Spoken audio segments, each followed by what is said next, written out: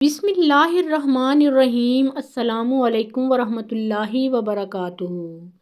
کتاب اللہ میں سنت رسول صلی اللہ علیہ وآلہ وسلم کے لیے رول ماڈل جس جماعت کو کہا گیا ہے اس کا نام صحابہ کرام ہے۔ یہ امت کے سب سے افضل و اعلیٰ لوگ تھے۔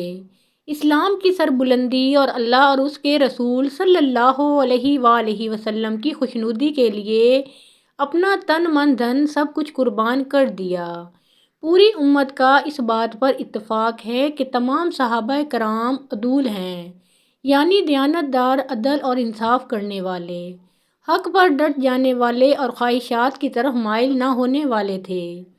صحابہ کرام کے بارے میں اللہ تعالیٰ کا یہ اعلان ہے کہ اللہ ان سے راضی ہے اور وہ اللہ سے راضی ہیں، مگر اسی جماعت میں 10 لوگ ایسے بھی ہیں جنہوں نے ایک ہی نشست میں اپنی زندگی میں جنت کی کنجیاں اپنے ہاتھوں میں تھام لیں۔ ان میں ایک نام حضرت زبیر بن عوام رضی اللہ تعالیٰ عنہ کا بھی ہے۔ اسد الغابہ کی روایت کے مطابق 12 سال کی عمر میں تاریخ اسلام میں حفاظت ناموس خاتم النبیین صلی اللہ علیہ وآلہ وسلم کی خاطر سب سے پہلے تلوار اٹھانے اور لہرانے کا شرف بھی آپ کو حاصل ہے، اور اس کے بدلے میں بارگاہ رسالت مآب صلی اللہ علیہ وآلہ وسلم سے دعائے خیر پائی۔ 2 بار ہجرت کرنے والوں میں بھی آپ شامل ہیں۔ حضرت عمر فاروق رضی اللہ تعالیٰ عنہ نے جن 6 افراد کے نام خلافت کے لیے منتخب کیے ان میں بھی آپ رضی اللہ تعالیٰ عنہ شامل تھے، مگر ان کا سب سے بڑا اعزاز خاتم النبیین رسول اکرم صلی اللہ علیہ وآلہ وسلم کے 4 طرفہ تعلق تھا۔ ایک طرف سے وہ خاتم النبیین نبی اکرم صلی اللہ علیہ وآلہ وسلم کے پھوپھی زاد، تو دوسری طرف سے رسول اکرم صلی اللہ علیہ وآلہ وسلم ان کے پھوپھا، اور تیسرے رشتے میں وہ فخر انسانیت صلی اللہ علیہ وآلہ وسلم کے ہم زلف تھے۔ آپ رضی اللہ تعالیٰ عنہ کی پیدائش ہجرت نبوی سے 28 برس قبل مکہ المکرمہ میں ہوئی۔ بچپن میں ہی سایہ پدری سے محروم ہو گئے۔ چچا نوفل بن خویلد نے اپنی سرپرستی میں ان کی پرورش کی۔ حضرت زبیر رضی اللہ تعالیٰ عنہ کی والدہ حضرت صفیہ رضی اللہ تعالیٰ عنہا بڑی شجاع اور شیر دل خاتون تھیں۔ وہ اپنے فرزند کو بھی ایک سخت گوش، بہادر اور نڈر سپاہی بنانے کی آرزو مند تھیں۔ چنانچہ وہ حضرت زبیر رضی اللہ تعالیٰ عنہ سے سخت محنت و مشقت کا کام لیتیں اور وقتاً فوقتاً ڈانٹ ڈپٹ اور مار پیٹ سے بھی گریز نہ کرتیں۔ نوفل بن خویلد ایک دن بھتیجے کو ماں کے ہاتھوں پٹتا دیکھ کر بے تاب ہو گئے اور حضرت صفیہ رضی اللہ تعالیٰ عنہا کو سختی سے روکا کہ اس طرح تم بچے کو مار ڈالو گی۔ انہوں نے بنو ہاشم سے بھی کہا کہ وہ صفیہ رضی اللہ تعالیٰ عنہا کو بچے پر سختی کرنے سے روکیں۔ جب اس بات کا چرچا عام ہوا تو حضرت صفیہ رضی اللہ تعالیٰ عنہا نے لوگوں کے سامنے یہ رجز پڑھا جس نے یہ کہا کہ میں اس زبیر سے بغض رکھتی ہوں، اس نے غلط کہا، میں اس کو اس لیے پیٹتی ہوں کہ عقل مند ہو اور فوج کو شکست دے۔ حافظ ابن حجر رحمۃ اللہ علیہ نے اصابہ میں لکھا ہے کہ حضرت زبیر رضی اللہ تعالیٰ عنہ کو لڑک پن میں ایک جوان آدمی سے مقابلہ پیش آ گیا۔ انہوں نے ایسی ضرب لگائی کہ اس شخص کا ہاتھ ٹوٹ گیا۔ لوگوں نے حضرت صفیہ رضی اللہ تعالیٰ عنہا سے شکایت کی تو انہوں نے سب سے پہلے یہ سوال کیا کہ تم نے زبیر کو کیسا پایا، بہادر یا بزدل؟ غرض ماں کی تربیت کا یہ اثر ہوا کہ حضرت زبیر رضی اللہ تعالیٰ عنہ بڑے ہو کر ایک دلاور صف شکن اور ضعیف شجاعت بنے۔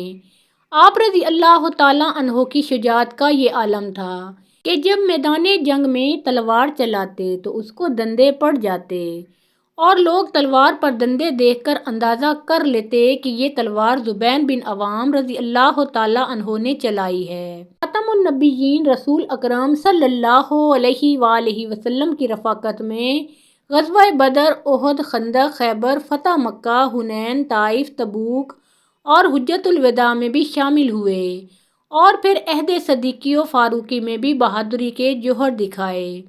تذکرہ نگار لکھتے ہیں کہ آپ رضی اللہ تعالیٰ عنہ اس قدر طویل قامت کے مالک تھے کہ گھوڑے پر بیٹھ کے ٹانگیں سیدھی کرتے تو پاؤں زمین پر لگتے تھے۔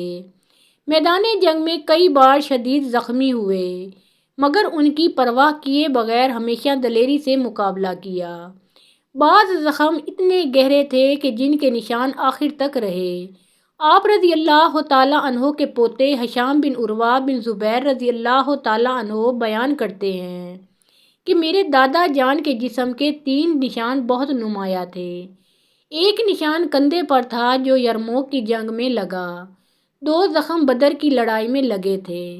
خندق کے موقع پر تو ان کی بہادری کے جوہر دیکھ کر ختم النبیین رسول اکرم صلی اللہ علیہ وآلہ وسلم نے وہ جملے ان کو ارشاد فرمائے جو جماعت صحابہ رضی اللہ تعالیٰ عنہم کی کثیر تعداد میں سے صرف 2 صحابہ کے حصے میں وہ کلمات آئے۔ رسول اکرم صلی اللہ علیہ وآلہ وسلم نے ان سے ارشاد فرمایا، اے زبیر، میرے ماں باپ تم پر قربان ہوں۔ اللہ اکبر۔ حضرت عثمان غنی رضی اللہ تعالیٰ عنہ نے اپنی بیماری کی وجہ سے ایک موقع پر انہیں امیر حج بھی مقرر فرمایا۔ آپ رضی اللہ تعالیٰ عنہ نے حضرت علی رضی اللہ تعالیٰ عنہ کے عہد خلافت میں جام شہادت نوش کیا، اور حضرت علی رضی اللہ تعالیٰ عنہ کے ساتھ انہیں خاص لگاؤ تھا۔ ضیاء النبی جلد 5 میں ضیاء الامت پیر محمد کرم شاہ ازہری علیہ الرحمہ نے بہقی شریف کے حوالے سے لکھا کہ ایک دن ختم النبیین نبی اکرم صلی اللہ علیہ وآلہ وسلم نے حضرت علی رضی اللہ تعالیٰ عنہ اور حضرت زبیر رضی اللہ تعالیٰ عنہ کو دیکھا کہ آپس میں ایک دوسرے کے ساتھ محبت و پیار کے ساتھ مصروف گفتگو تھے۔ ختم النبیین سرور عالم صلی اللہ علیہ وآلہ وسلم نے حضرت علی رضی اللہ تعالیٰ عنہ سے پوچھا، کیا تم اس سے محبت کرتے ہو؟ انہوں نے عرض کی، یا رسول اللہ صلی اللہ علیہ وآلہ وسلم، اس سے کیوں محبت نہ کروں؟ ایک وہ میری پھوپھی کا بیٹا ہے، دوسرا ہمارا دین ایک ہے۔ پھر حضور صلی اللہ علیہ وآلہ وسلم نے حضرت زبیر رضی اللہ تعالیٰ عنہ سے پوچھا کہ تم علی رضی اللہ تعالیٰ عنہ سے محبت کرتے ہو؟ عرض کی، حضور صلی اللہ علیہ وآلہ وسلم، میں ان سے کیوں نہ محبت کروں؟ یہ میرے ماموں زاد ہیں اور میرا اور ان کا دین بھی ایک ہے۔ حضور اکرم صلی اللہ علیہ وآلہ وسلم نے فرمایا، اے زبیر، تم ان کے ساتھ لڑائی کرو گے اور اس وقت تم ظالم ہوگے۔ جنگ جمل میں جب آپ حضرت علی رضی اللہ تعالیٰ عنہ کے مقابلے میں آئے تو حضرت علی رضی اللہ تعالیٰ عنہ نے انہیں وہ حدیث یاد کروائی تو فوراً جنگ سے الگ ہو گئے اور مصالحت کی کوششیں کیں۔ جب کاوشیں کامیاب نہ ہو سکیں تو آپ رضی اللہ تعالیٰ عنہ میدان جنگ سے کنارہ کش ہو کر بصرہ روانہ ہو گئے۔ ایک شخص عمرو ابن جرموز نے گھوڑے پر سوار ہو کر ان کا تعاقب کیا۔ حضرت زبیر رضی اللہ تعالیٰ عنہ نے بصرہ پہنچ کر اپنے غلاموں کو سامان و اسباب کے ساتھ روانہ ہونے کی ہدایت کی اور خود بصرہ کی آبادی سے دور نکل آئے۔ اس وقت ابن جرموز گھوڑا دوڑا کر ان کے قریب پہنچا اور پوچھا، ابو عبداللہ، آپ رضی اللہ تعالیٰ عنہ نے قوم کو کس حال میں چھوڑا؟ حضرت زبیر رضی اللہ تعالیٰ عنہ نے فرمایا، لوگ ایک دوسرے کا خون بہانے پر تلے ہوئے تھے۔ ابن جرموز نے کہا، آپ کہاں جا رہے ہیں؟ حضرت زبیر رضی اللہ تعالیٰ عنہ نے کہا، مجھے اپنی غلطی کا احساس ہو گیا ہے اور اب میں اس ہنگامے سے کنارہ کش ہو کر کسی طرف نکل جانا چاہتا ہوں۔ ابن جرموز نے کہا، تو چلیے، میں بھی آپ رضی اللہ تعالیٰ عنہ کے ساتھ چلتا ہوں۔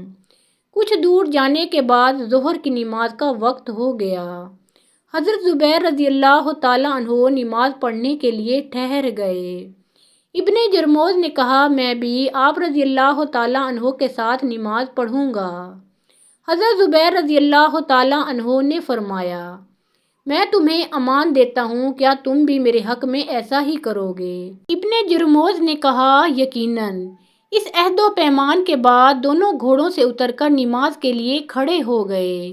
حضرت زبیر رضی اللہ تعالیٰ عنہ یوں ہی سجدے میں گئے۔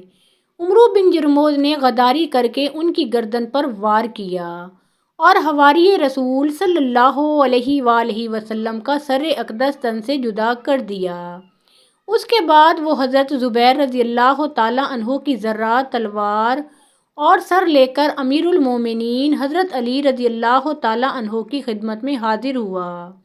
اسے توقع تھی کہ امیر المومنین رضی اللہ تعالیٰ عنہ اس کے کام کو سراہیں گے، لیکن حضرت علی کرم اللہ وجہہ الکریم نے حضرت زبیر رضی اللہ تعالیٰ عنہ کی تلوار پر ایک حسرت بھری نگاہ ڈالی اور فرمایا، اس تلوار نے بارہا رسول اللہ صلی اللہ علیہ وآلہ وسلم کے سامنے سے بادل ہٹائے۔ اے ابن صفیہ رضی اللہ تعالیٰ عنہ کے قاتل، تجھے جہنم کی بشارت ہو۔ کہا جاتا ہے کہ اس موقع پر ابن جرموز نے مایوسی کے عالم میں یہ شعر کہے، میں علی رضی اللہ تعالیٰ عنہ کے پاس زبیر رضی اللہ تعالیٰ عنہ کا سر لے کر حاضر ہوا۔ مجھے اس کام سے ان کے تقرب کی امید تھی۔ جب میں ان کے پاس گیا تو انہوں نے مجھے جہنم کی بشارت دی۔ تو کیسی بری بشارت اور کیسا برا تحفہ ہے۔ شہادت کے وقت حضرت زبیر رضی اللہ تعالیٰ عنہ کی عمر 64 برس کی تھی۔